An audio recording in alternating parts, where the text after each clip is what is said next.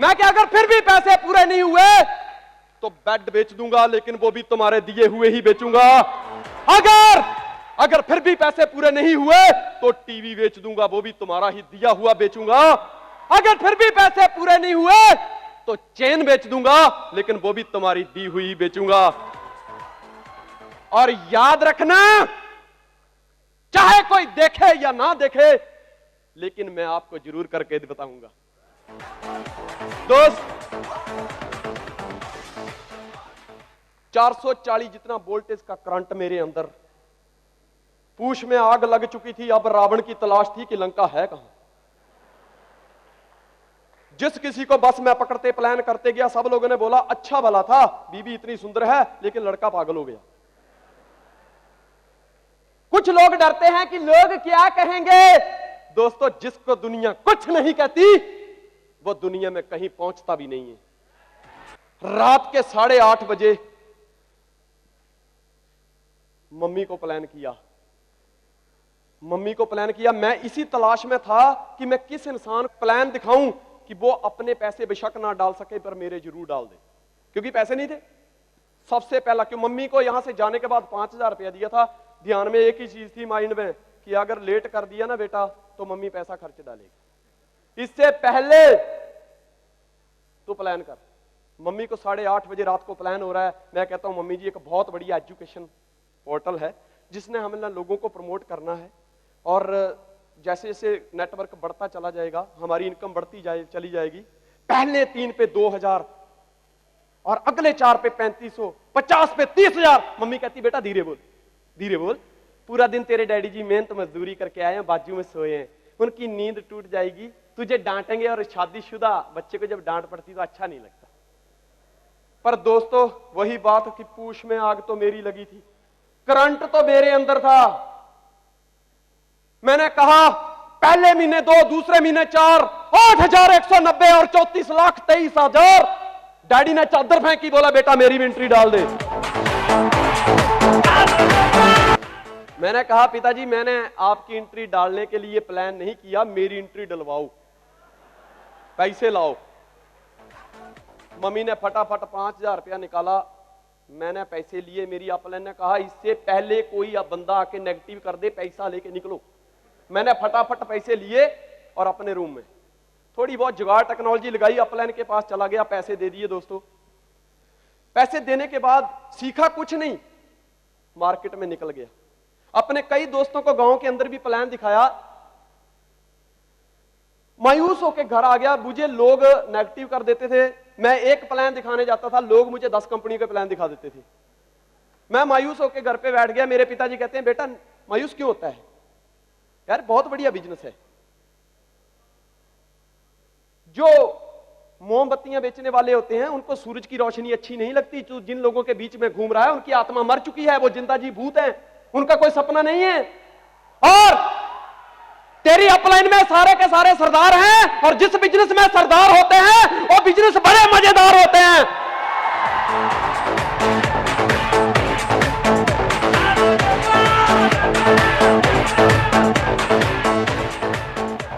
मैं कहा क्या बात है, सही बात है। मुझे कहा बेटा ये माहौल में आने वाला बिजनेस है, ये अच्छे लोगों का बिजनेस है। माहौल इंसान की जिंदगी को बदल देता है। अगर एक बीए पढ़ा हुआ आदमी पुलिस में भर्ती हो जाए तो 3-4 साल के बाद उसमें 8वीं जितनी योग्यता रह जाती है। लेकिन एक अनपढ़ आदमी किसी स्कूल में काम करने लग जाए तो 3-4 साल के बाद उसमें 8वीं जितनी योग्यता हो जाती है।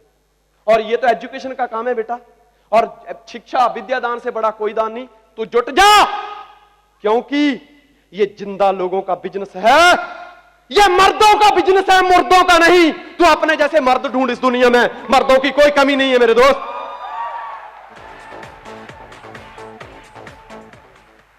दोस्तों, मुझे पिता ने बताया बेटा ये लोगों को एडजस्ट करने की आदत लग चुकी है, आदत।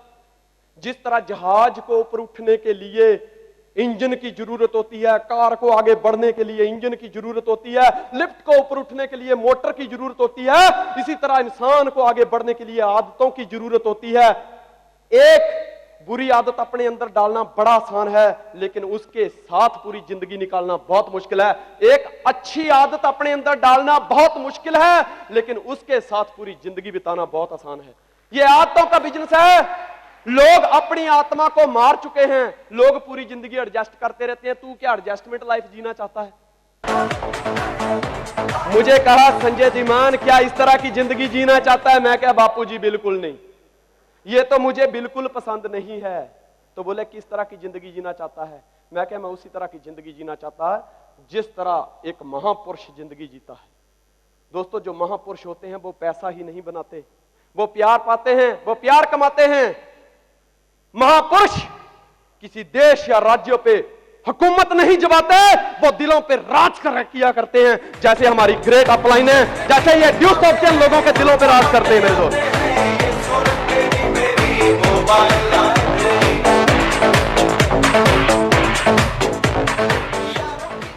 दोस्तों, उसके बाद ग्रेट अपलाइनों की शरण में आ गए मिस्टर गगनदीप सिंह, जिन्होंने इस पत्थर की मूर्ति बना दी मेरे दोस्त, बहुत घड़ा। मिस्टर हरप्रीत सिंह लक्की, जिन्होंने इस इंसान के अंदर जान डाली। और दोस्त, दो भाई जिन्होंने हमारे दिल को छुआ, मिस्टर रमनजीत सिंह को करेजा और परमिंदर सिंह को करेजा। और दोस्त, ऐसी ही जोड़ी बीडीएस एंटरप्राइज और हम सबकी great upline mister DS Virdi मिले। और दोस्तों, काफिला बनता गया। जैसे कि दो लोगों से पप्पू सर ने बताया, शुरुआत हुई थी मिस्टर मितेश पटेल और दूसरी एमपी टीम। और दोस्तों, उसके बाद छोटे ब्रदर टीएस धीमान, बलविंदर सिंह औलख, इस तरह से लोग जुड़ते गए। मिस्टर उपेंद्र पटेल, मिस्टर सुमीत लाठिया, विपुल रुड़किया, बालू भाई रुड़किया, जयेश मुरुलिया। और दोस्त, इस तरह विशाल दर्जी, चेतन चावड़ा, लोग मिलते गए, काफिला बनता गया और आज 3 लाख लोगों की टीम बन चुकी है मेरे दोस्त। थैंक्स उस महान हस्ती का मेरे दोस्त जिसने ड्यू सॉफ्ट को बनाया। थैंक्स सारी ग्रेट अपलाइन, सारी टीम। और थैंक्स मिस्टर अनुराग अवस्थी जो 15 लाख लोगों को संभालते हैं। दोस्त, एक वक्त था कि मेरे पास कोई गाड़ी नहीं हुआ करती थी, 11 नंबर गाड़ी जिंदाबाद। लेकिन दोस्त, आज इंडिया की नंबर 1 और वर्ल्ड की बेस्ट कार होंडा सीआरवी अपन के पास है।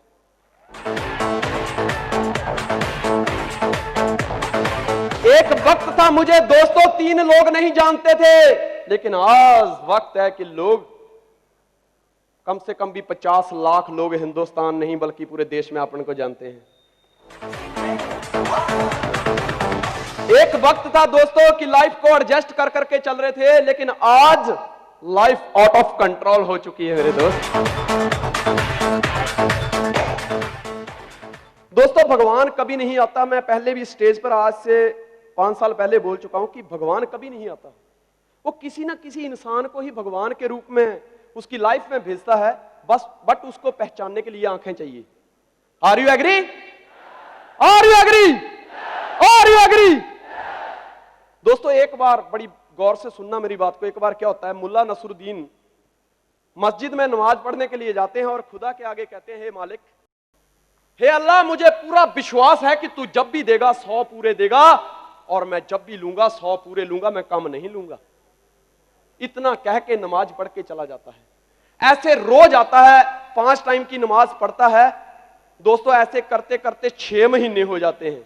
वो एक ही बात करता है कि हे अल्लाह, तू जब भी देगा 100 पूरे देगा और इससे कम मैं लूंगा भी नहीं। मुझे विश्वास है कि तेरे पास भी अभी 100 पूरे नहीं है। पिछले 6 महीने से एक मौलाना साहब और उसके साथ नमाज पढ़ने आते हैं और वो सोचते हैं यार कि ऐसा कमिटेड इंसान है, इतना विश्वासी इंसान मैंने इस दुनिया में नहीं देखा। कितनी दिल से नमाज पढ़ता है और अल्लाह को चैलेंज करता है कि तू जब भी देगा 100 पूरे देगा और इससे कम मैं लूंगा भी नहीं, और मुझे पूरा विश्वास है कि तेरे पास अभी 100 पूरे नहीं है। इतनी चैलेंज।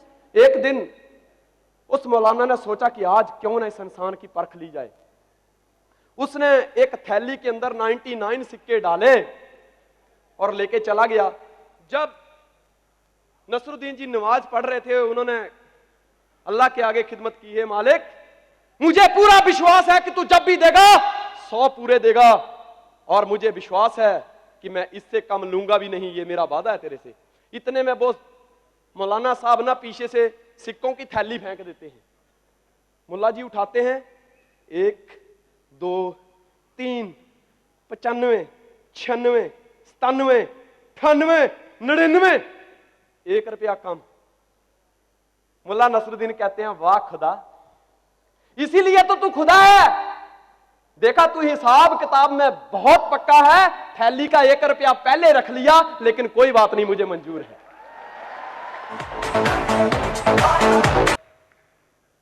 उसको अल्लाह 100 रुपया देने, 100 के सिक्के देने नहीं आया, लेकिन अल्लाह ने किसी न किसी इंसान को भेजा और उसकी वो जो मांग थी वो पूरी की। दोस्त, आज हमारी अपलाइनें, आप सबकी अपलाइनें मेरे दोस्त आपके पास हैं। खुदा ने उनको भेजा है आपको करोड़पति बनाने के लिए। क्या आपको करोड़पति बनना है? आपका बनना है? क्या आपका बनना है? आपका बनना है? आपका बनना है? आपका बनना है? आपका बनना है? आपका बनना है? दोस्तों, जिंदगी की लड़ाइयां सिर्फ तेज और तर्राट लोग नहीं जीतते, बल्कि आज नहीं तो कल जीतता वही है जो आखिर दम तक लड़ता है। किसमें हिम्मत है आखिरी दम तक लड़ने की? मैं आपसे पूछ रहा हूं, मैं आपसे पूछ रहा हूं, मैं आपसे पूछ रहा हूं, किसमें हिम्मत है आखिरी दम तक लड़ने की? क्या मैं है? दोस्तों, लास्ट में एक छोटी सी स्टोरी आपको और बताना चाहता हूं। एक राजा होता है जिसकी 4 बीवियां होती हैं। ये राजा 4 नंबर बीवी को बहुत बेहद प्रेम करता है। उसकी कोई डिमांड होती है, अभी जबान पे आती है, उससे पहले राजा उसकी इच्छा पूरी कर देता है। बड़ा बेहद प्रेम। जो तीसरी बीवी होती है वो भी बड़ी सुंदर होती है, राजा उससे भी प्रेम करता है, पर राजा के दिमाग में हमेशा डाउट रहता है कि अगर खुदा ना खास्ता मुझे कुछ हो गया तो इसकी कोई गारंटी नहीं है, कभी भी किसी के साथ शादी कर लेगी।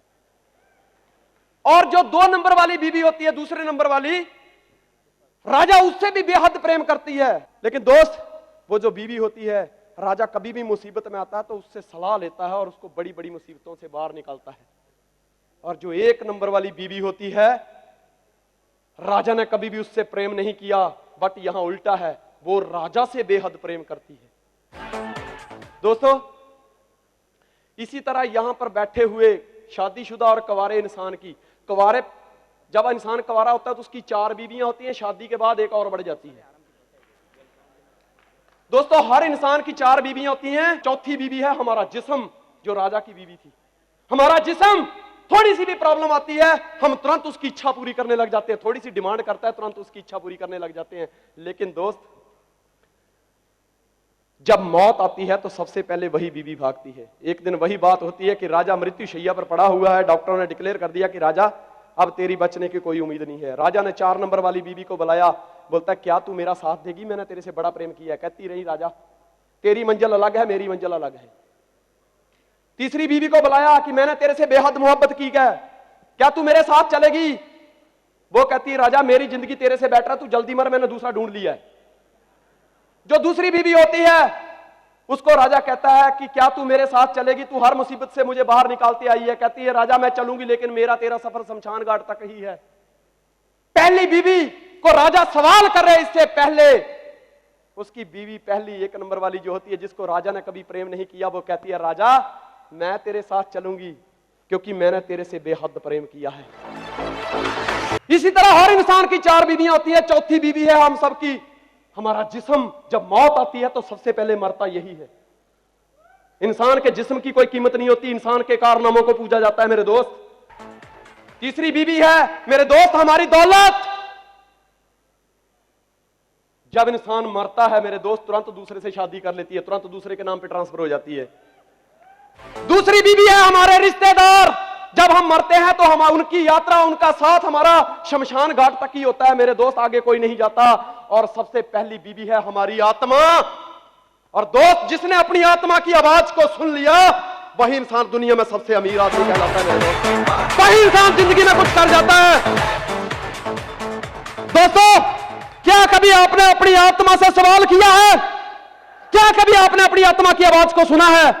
आज दोस्तों फैसले की घड़ी है।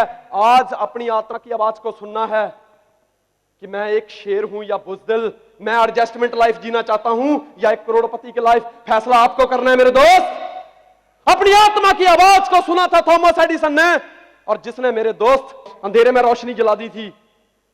अपनी आत्मा की आवाज को सुना था महात्मा गांधी ने, अंग्रेजों के छक्के छुड़ा दिए, देश को आजाद कर दिया था। अपनी आत्मा की आवाज को सुना था हमारे इंडिया के सबसे बड़े बिजनेसमैन धीरूभाई अंबानी ने। अगर इंसान ठान ले तो दुनिया को मुट्ठी में किया जा सकता है मेरे दोस्त। अपनी आत्मा की आवाज को सुना था बिल गेट्स ने, और दोस्त उसने दुनिया को डब्बे में बंद कर दिया। अपनी आत्मा की आवाज को सुना था मिस्टर ऋषि सहदेव ने, और जिसने लाखों लोगों की जिंदगी बदल दी मेरे दोस्त। आज का दिन है मेरे दोस्त, अपनी आत्मा की आवाज को सुनने का दिन है मेरे दोस्त। आज का दिन अपनी आत्मा की आवाज को सुनने का दिन है। क्या आपको लगता है कि आप कर सकते हैं? क्या आपको लगता है कि आप करोड़पति बन सकते हैं? क्या आपको लगता है कि आप दुनिया में झंडा फहरा सकते हैं? क्या आपको लगता है कि आप ड्यू सॉफ्ट को टॉप पे ले जा सकते हैं? क्या लगता है? क्या लगता है कि फोड़ देंगे कि छोड़ देंगे? बुज़दिल होते हैं वो कहते हैं सर, सेमिनार में आते कहते हैं फोड़ देंगे फोड़ देंगे। घर पे जाते हैं बीबी कहती है लाइट भी लाया है, बच्चे की फीस बाकी है, वैन वाला पैसे मांग रहा था, दूध वाले के पैसे ही बाकी है, करियाने वाले ने तो आज मना कर दिया, बोले तुम्हें करियाना नहीं मिलेगा। इधर से जाते कहते फोड़ देंगे, टोटल मारते हैं यार 15,000 महीने का चाहिए, क्या करना है छोड़ देंगे। शेरों की जिंदगी जीनी है मेरे दोस्त या बुज़दिलों की? क्योंकि ये मर्दों का काम है मेरे दोस्त ठाकुर, ये मुर्दों का काम नहीं।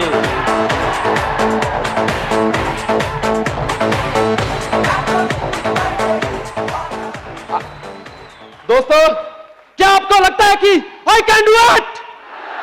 क्या आपके अंदर यह कहने की हिम्मत है कि sir I can do it? क्या आप अपने आप को बेस्ट समझते हैं?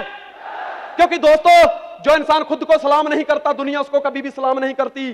तो दोस्त, क्या आपके अंदर यह कहने की हिम्मत है कि yes sir I am the best, I can do it? क्या आपके अंदर हिम्मत है? तो दोस्तों, मेरे साथ पूरी फायर के साथ, पूरे जोश के साथ, पूरे जुनून के साथ दुनिया को प्रूव कर दो कि I am the best, due सॉफ्टियंस are the best, I am the best, I am the best, I am the best, I am the best, we are the best, we are the best, I am the best, I am the best, I can do it, I can do it, I can do it, I can do it, I can do it, I can do it, we can do it, we can do it, I am the best. दोस्तों, wish you all the best. If I can do it, you can also do it. कि आज भी जिसका खून ना खोला, आज भी जिसका खून ना खोला, खून नहीं वो पानी है। अब भी बंदा जो ड्यू सॉफ्ट ना करे, बेकार उसकी जबानी है। Thank you. क्या बात है, जोरदार तालियां हो जाए दोस्तों, एवरीबॉडी। हम उन योद्धाओं को आज स्टेज के ऊपर सम्मानित करना चाहेंगे जो इन्होंने इस स्टेज के काबिल अचीवमेंट करके दिखाई है। Are you ready to meet that? आज ड्यू सॉफ्ट जिसने दिल्ली से शुरुआत की थी और आज पूरे इंडिया में ही नहीं बल्कि पूरी दुनिया में अपना परचम लहरा रहा है, और उसके कुछ रिप्रेजेंटेटिव जो आज फॉरेन से आए हुए हैं, मैं आपकी जोरदार तालियों के साथ उनको स्टेज पे बुलाना चाहता हूं। The person who are coming from Mauritius, please come on the stage. The person who is coming from Paris, France. और इनको सम्मानित करने के लिए मैं बुलाना चाहता हूं the pillars of Due Soft, our chief guest of the event. Please welcome Kukreja Creation.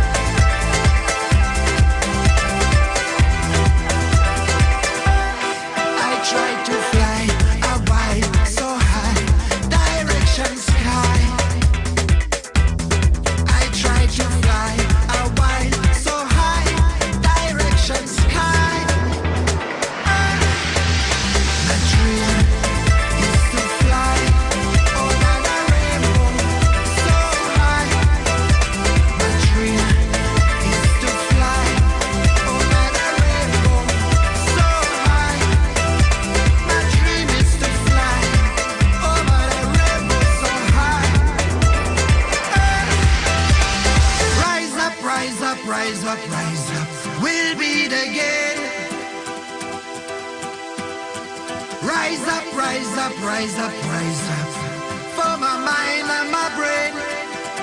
'Cause I try to fly so high. Direction sky.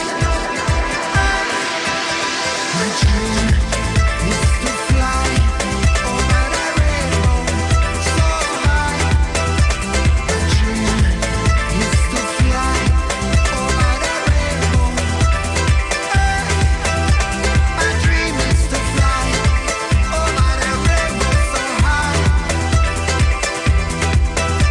My dream is to fly over the rainbow so high.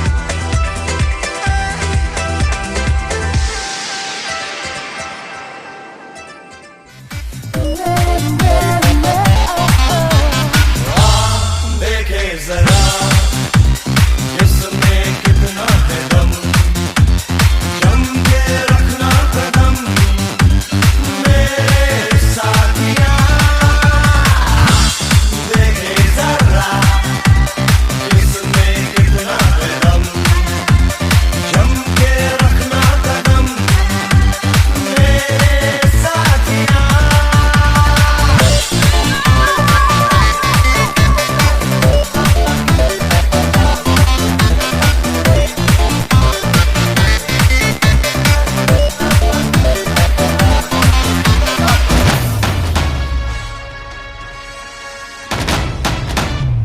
आगे निकल आए हम वो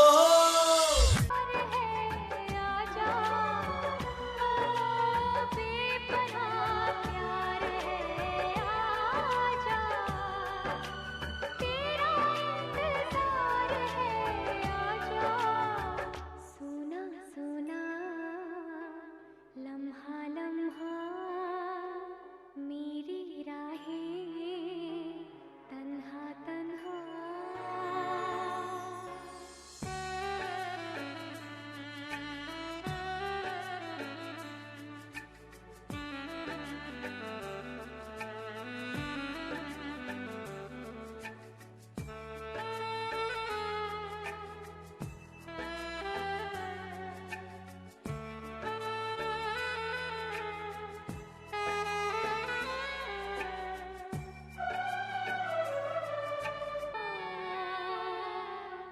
बिछड़े भी हम जो कभी रास्तों में तो संग संग रहूंगी सदा।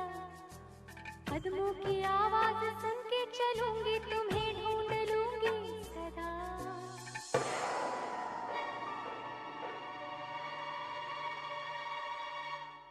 भूली मोहब्बत की खुशबुएं है हवाओं में फैली हुई। छूकर मुझे आज महसूस कर लो वो यादें मेरी तन छुई। ऐसा मिलन फिर हो ना हो, सब कुछ मेरा तुम ही तो हो।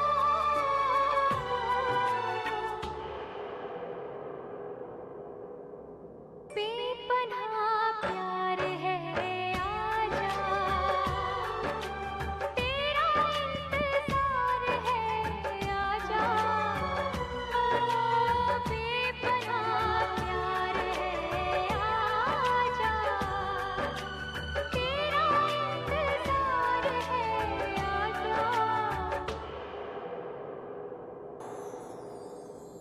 सोना सोना लम्हा लम्हा मेरी राहें तन्हा तन्हा।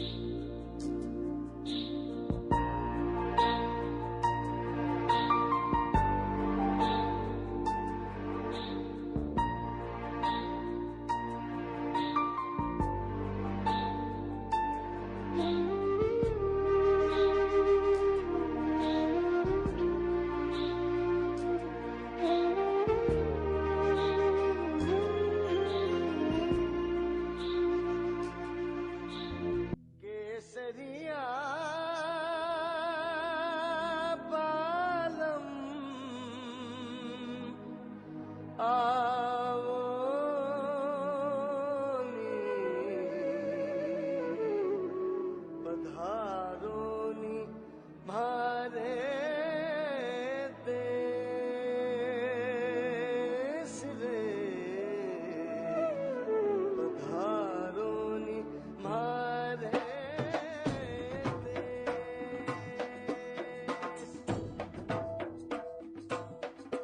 केसरिया पालम आओगे पधारोनी मारे देश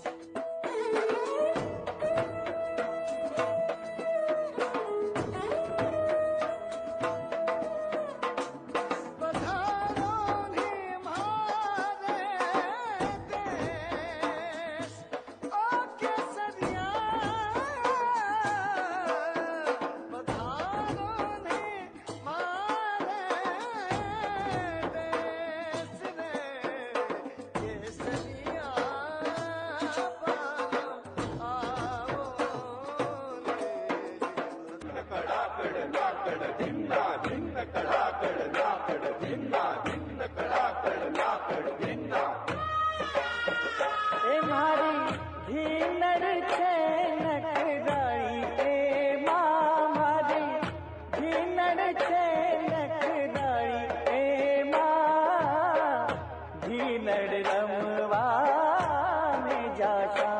राजा जी घीनड़ रमवा में जाशा ए मारी घीनड़ छे नखराई ए मां मारी घीनड़ छे नखराई ए मां घीनड़ रमवा में जाशा राजा जी घीनड़ रमवा में जाशा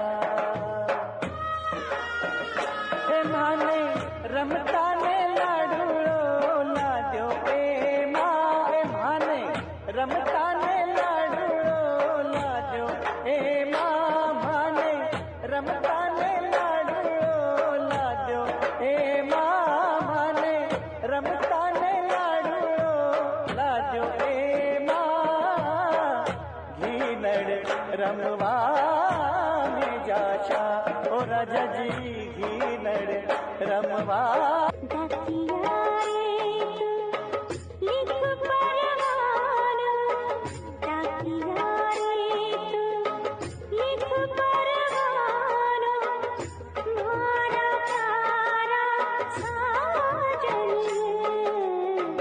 डाकिया रे न जानो क्या